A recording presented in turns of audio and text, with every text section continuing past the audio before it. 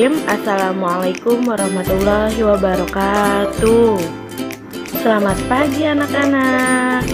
Bagaimana kabarnya hari ini? Semoga sehat selalu dan selalu dalam lindungan Allah ya.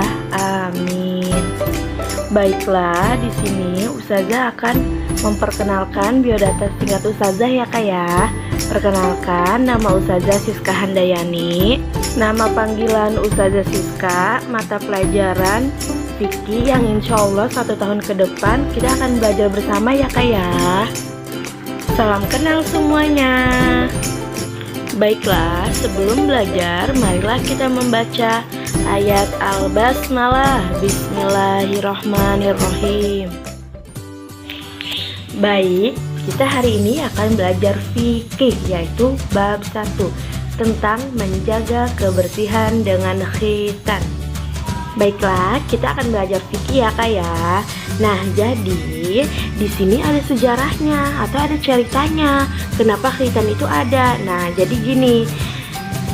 Ketika itu khitan disyariatkan pada masa Nabi Ibrahim wassalam, dan ketika itu Nabi Ibrahim berusia 80 tahun. Dan siapa Ustazah yang memerintahkan untuk dikhitan? Allah Subhanahu wa Ta'ala yang memerintahkan langsung kepada Nabi Ibrahim agar dikhitan. Kemudian khitan disyariatkan dalam Islam dengan tujuan untuk mempermudah seseorang atau seorang muslim mensucikan diri dari najis, karena suci dari najis menjadi persyaratan utama untuk sahnya melakukan ibadah seperti sholat. Seperti itu kakak-kakak. Nah, di sini kita akan membahas tentang pengertian khitan. Ustazah, apa sih pengertian khitan? Apa sih yang dimaksud dengan khitan? Nah, oke, kita bahas ya sekarang. Jadi, pengertian khitan secara bahasa berasal dari bahasa Arab, dari kata khatana yahtunu khatnan yang berarti memotong. Secara istilah yaitu memotong kulit atau kuluf yang menutupi ujung kemaluan laki-laki dengan tujuan agar bersih dari kotoran dan suci dari najis. Nah, di sini juga dalam berkhitan disunahkan memotong kuluf hingga tidak tersisa kulit agar tidak ada lagi kotoran yang terkumpul sehingga mudah dibersihkan. Kenapa sih Ustazah harus dikhitan? Ya karena itu tadi, agar bisa melakukan ibadah seperti sholat. Nah, seperti itu kakak-kakak. Jadi yang belum disunat atau yang belum dikhitan, segera ya dikhitan agar kebersihannya udah sah melakukan ibadah sholat seperti itu.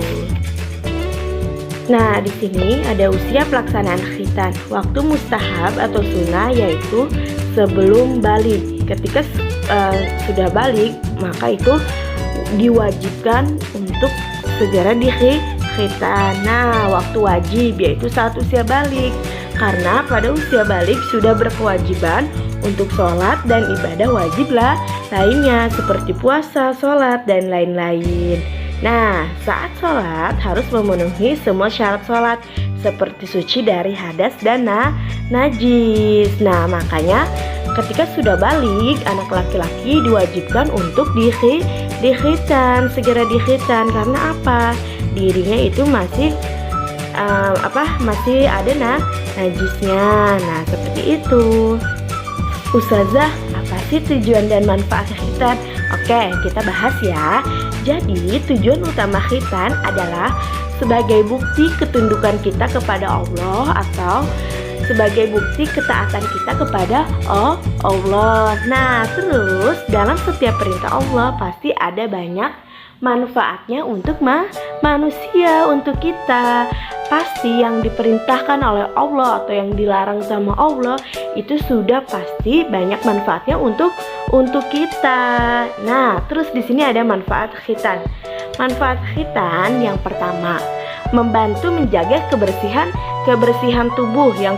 Yang kedua yaitu terhindar dari infeksi, peradangan, dan penyakit kelamin dan penyakit lainnya. Karena kalau belum disunat itu banyak kok kotorannya, najis, makanya harus segera disunat.